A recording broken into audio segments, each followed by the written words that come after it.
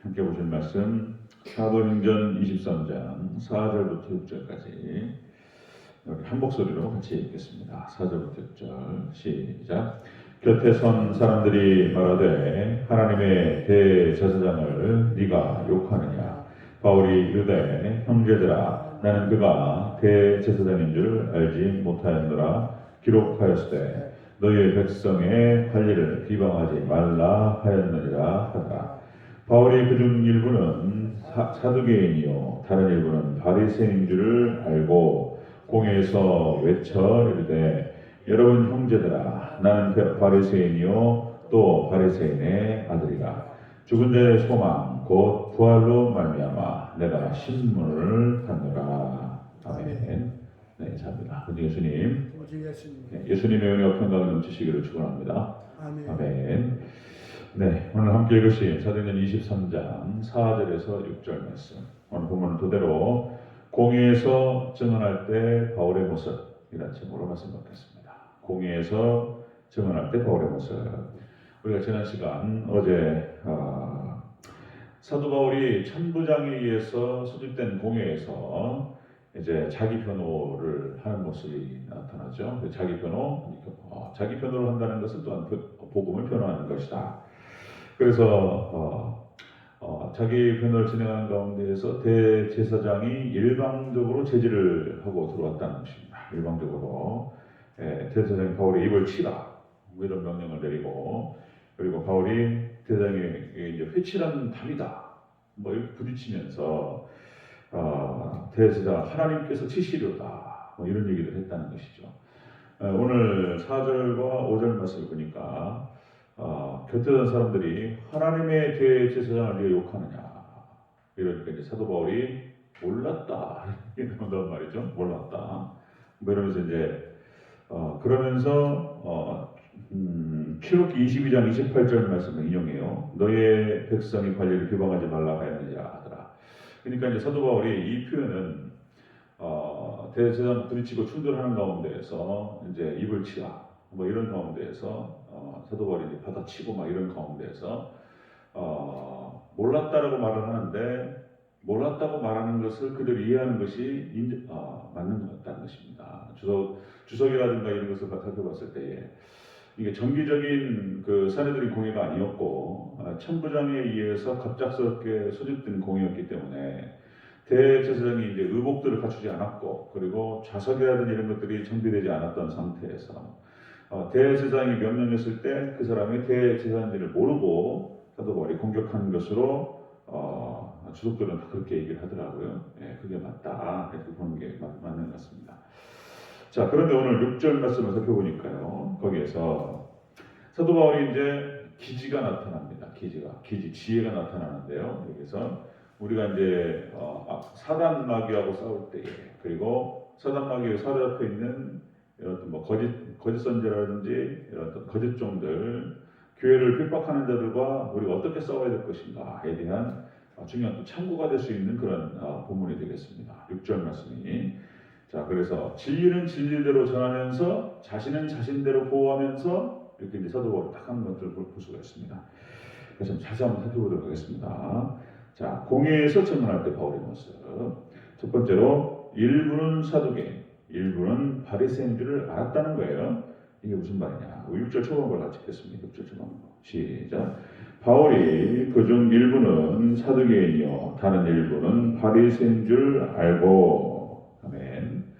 자, 바리새인, 그러니까 공회 안에서 사두개인, 바리새인, 그다음에 제사장들, 그리고 예루살렘 안에 있는 지도자급 인사들, 이런 사람들로 구성된 71명으로 구성된 이 사내들인 공회. 이 사람들이 다 분리되어 있다는 것을 사도 바울이 알았다는 거예요. 이 상황을 이용합니다. 사도 바울이 이것을 아주 지혜롭게 잘 이용하는데요. 자, 여기서 일부는 사두개인, 일부는 바리새인. 여기서 이제 일부라는 표현이 뭐냐면은 어떤 지방, 그리고 어떤 일부분, 그리고 또 어떤 목, 이런 것을 뜻합니다. 몫이 달라요. 그러니까 이들 사두개인 이 공회 안에서도 지금 갈라져 있었다는 거예요. 사람들이. 자, 그러니까 이제 이해관계가 다른 상황입니다.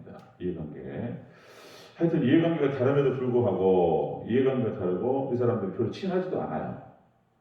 그런데 또 이런 것이 있죠. 그전에 한번 말씀드렸던 것 같은데 자기들은 별로 안 친한데 그 공공의 적을 만나면 이 사람들이 손을 잡습니다. 공공의 적을 만나면. 그래서 어떤 집단 내에서 이제 어떤 그 하나를 딱 구성하기 위해서는 뭡니까? 공공의 적을 만들면 돼요. 그럼 이제 집단이 하나가 됩니다. 이제 그런 원리들이 있어요. 원리들이 참 죄인들이 살아가는 세상이다 보니까 그런 것이 있는데요. 자, 여러분들 그 헤롯과 빌라도가 원수지간이었다. 헤롯과 빌라도가 원수지간이었는데 이 두 사람이 예수님을 십자가에 못 박는다. 여기에서 의기투합을 하는 장면이 나타나요. 여러분들 누가복음 23장 12절에서 이렇게 표현합니다. 누가복음 23장 12절. 헤롯과 빌라도가 전에는 원수였으나 당일에 서로 친구가 되니라. 그래서 헤롯과 빌라도가 함께해서 이제 그 예수님을 십자가에 못 박고 그리고 자신들이 유대인들이 반란이 일어날 수 있는 그런 상황들 위기를 모면해요. 이런 이제 그런 표현이 나오는데요. 그러니까 이제 사두개인과 바리새인들이 서로 이제 의기가 그 입장이 다르고 그러니까 이해관계가 다르다. 이제 여기서 본문에 나와요. 이것이 우리 한번 먼저 보겠습니다. 내일 자세히 보겠지만은 6절에서 그 얘기를 딱 해요. 그러니까 이제 부활입니다. 그러니까 바리새인들은 부활을 믿고 사두개인은 부활을 믿지 않습니다. 이제 이 말을 통해서 사도 바울이 이제 위기를 모면하는 그런 장면이 나타나는데요. 자, 7절 8절 한번 읽어보겠습니다. 시작. 그 말을 한즉 바리새인과 사두개인 사이에 다툼이 생겨 무리가 나누이니 이는 사두개인은 부활도 없고 천사도 없고 영도 없다 하고 바리새인은 다 있다 하매라. 아멘. 그러니까 사두개인과 바리새인들의 신학적 입장이 다르다는 것을 사도 바울은 알고 있었다는 것입니다. 그리고 이제 자신은 바리새인이고 우리 아버지도 바리새인이고 나는 부활을 믿는 사람이고 이렇게 하면서 이제 바리새인들을 자신의 편으로 딱 끌어들이는 그리고 여기 안에서 자중질환이 벌어지게 만드는 그런 기질을 발휘하는 것을 볼 수가 있습니다. 자, 공회에서 사도 바울이 증언할 때 바울의 모습 거짓 교회가 그 분열되어 있는 것을 이용하는 그런 장면이 나타납니다. 그 거짓 교회가 분열되어 있는 것을 이용했다. 그러니까 이제 우리 교회가 진리를 지키고 복음을 지키면서도 또 자신을 또 방어하면서 이렇게 할 수 있는 어떤 그 거짓말을 하거나 속이는 것이 아니라면 이렇게 해서 우리는 모든 기질을 다 동원해서 이 상황들을 극복해야 된다는 것입니다. 어려운 상황들을 우리가 그런 것을 볼 수가 있어요. 자, 두 번째 한번 보겠습니다. 공의에서 증언할 때 바울의 모습. 두 번째로 자, 부활의 소망으로 신문을 받는다 이렇게 표현해요. 6절 처음부터 끝까지 같이 읽겠습니다. 시작. 바울이 그중 일부는 사두개인이요 다른 일부는 바리새인 줄 알고 공회에서 외쳐 이르되 여러분 형제들아 나는 바리새인이요 또 바리새인의 아들이라 죽은 자의 소망 곧 부활로 말미암아 내가 신문을 받노라. 아멘. 이렇게 얘기해요. 여기 신문이라고 하는 것은 원어 뜻이 그런 겁니다. 재판을 받는다. 내가 부활로 말미암아서 재판을 받는다. 그리고 송사를 당했다. 이제 이렇게 쭉 얘기가 진행되는 것을 볼 수 있습니다. 자, 그러니까 이제 자신이 바리새인이고 그리고 바리새인의 아들이다. 내가 뿌리 깊은 내가 바리새인이다. 그리고 내가 부활의 소망이 있는 사람이다. 이러면서 이제 부활의 소망도 신앙 고백하면서 그것도 이제 밝히고 그리고 또 자신의 재판을 바리새인의 재판으로 몰아갔습니다. 그러니까 이제 바리새인들이 거기 앉아 있는데 바리새인들 입장에 봤을 때는 자신의 입장도 사도 바울의 입장으로 바뀔 수 있다는 것을 아는 거예요. 바리새인들이 우르르 해가지고 사도 바울의 편이 되어버리는 거예요. 이제 그런 것을 기지적으로 딱 발휘하는 것을 볼 수가 있습니다. 복음은 복음대로 전하고 그리고 자신을 한편으로는 방어하고 이런 거예요. 이런 거. 자, 그래서 사도 바울의 이런 기지라고 해야 될까요? 그리고 이런 지혜라고 하는 것은 예수님께서 미리 말씀하셨던 것입니다. 예수님께서 마태복음 10장 16절 17절 보라 내가 너희를 보내니 양을 이리 가운데로 보낸 것 같도다. 그러면 너희는 뱀같이 지혜롭고 비둘같이 순결하라. 사람들을 삼가라. 그들이 너희를 공회에 넘겨주겠고 그들의 배당에서 채찍질하리라. 예수님께서 제자들에게 말씀하시면서 어떻게 전도해야 되고 너희가 어떻게 사명을 감당해야 될 것이며 그리고 너희들이 사명 감당할 수 있도록 내가 어떻게 너희를 도울 것이며 쭉 말씀을 하셨습니다. 그리고 이들에게 물 한 그릇이라도 대접하는 자는 결단코 상을 잃지 않으리라 이런 말씀을 하시고 여러 가지 말씀하셨던 것 중에서 특별히 그런 말씀을 하신 거예요. 자, 너희가 적이 많을 테니까 너희는 뱀같이 지혜롭고 비둘기같이 순결하라. 그렇게 말씀하셨어요. 자, 그리고 너희를 공의로 넘겨주겠고 너희를 채찍질이다. 다 말씀하셨던 거예요. 그러니까 이제 사도 바울이 이런 핍박 가운데에서 이런 위기 가운데에서 이런 뱀 같은 지혜와 비둘기 같은 순결함으로 그 위기를 극복하는 것을 볼 수가 있습니다. 또 말씀드리면 이 뱀이라고 하는 것은 그 사단을 상징하는 것이 아니고 예수님을 상징한다고 말씀드렸죠. 그래서 이제 교활한 예전에는 저도 그렇게 이해를 했는데 그 뜻이 아니었다는 거죠. 이제 교활한 지혜, 하나님의 백성들도 그리고 죄진도 뱀 같은 그런 지혜가 필요한가? 이랬는데 그런 뜻이 아니고 이제 뱀은 예수님을 상징한다. 양면성의 원리라는 말씀드렸죠. 그래서 뱀은 예수님을 상징하고 자, 그 비둘기는 성령님을 상징한다. 그래서 성령께서 함께 하시는 가운데에서 순결함과 그리고 뱀 같은 지혜가 필요하다라고 하는 것입니다. 자, 우리가 그러니까 이제 동서복음에 많은 지혜서들이 있어요. 사람들이 이제 전쟁에 나가면 전쟁터에 나가서 어떤 지혜가 필요할 것인가. 그래서 이제 그런 표현이 있죠. 이제 지피지기면 백전불패라. 그래서 이제 적을 알고 나를 알면 100번 싸워도 위태롭지 않다. 그죠? 우리가 기본적으로 우리가 세상 살면서 사단 마귀하고 전쟁을 하고 세상과 전쟁 속에 살아갑니다.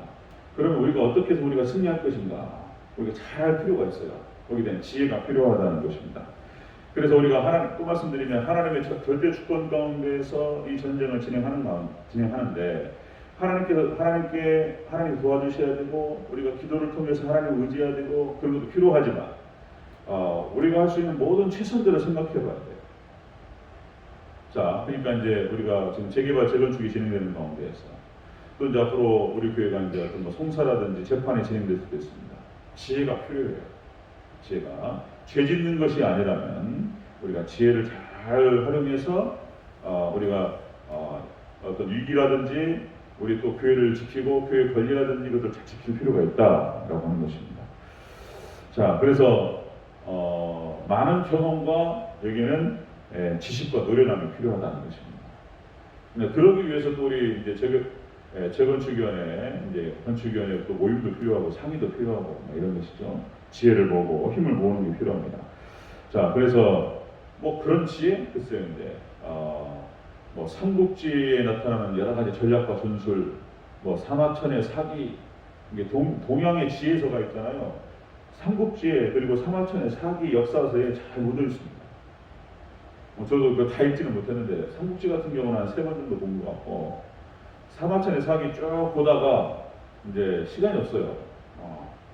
그런 어떤 동양의 어떤 지혜서 같은 거, 서양의 지혜서.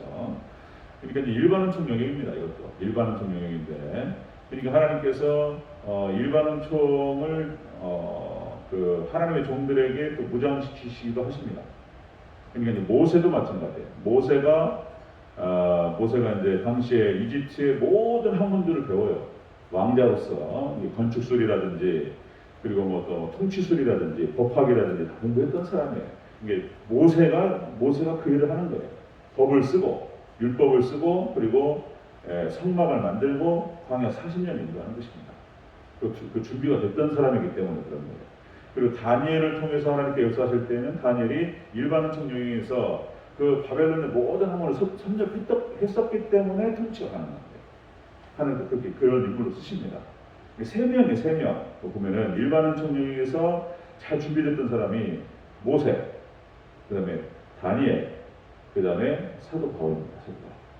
사도 바울이 성경의 율법에도 능했지만은 그 당시에 그러니까 이제 헬라 문화권에서 그 헬라의 모든 문화와 지식들을 습득했던 사람입니다.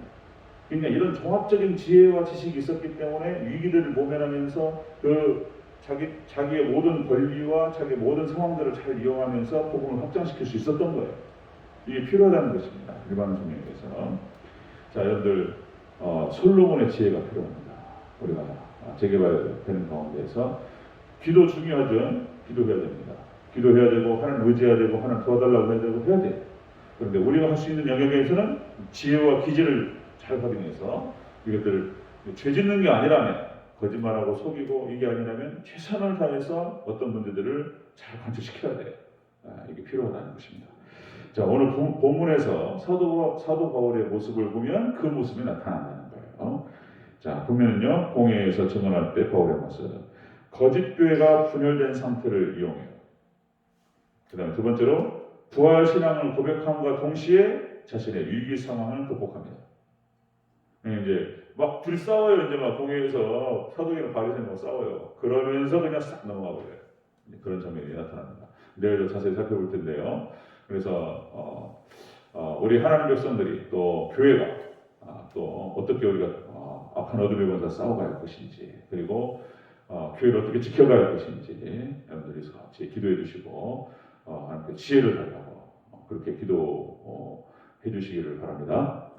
잘 승리할 수 있는 저와 여러분 되시기를 주의 이름으로 축원합니다. 아멘. 기도하겠습니다.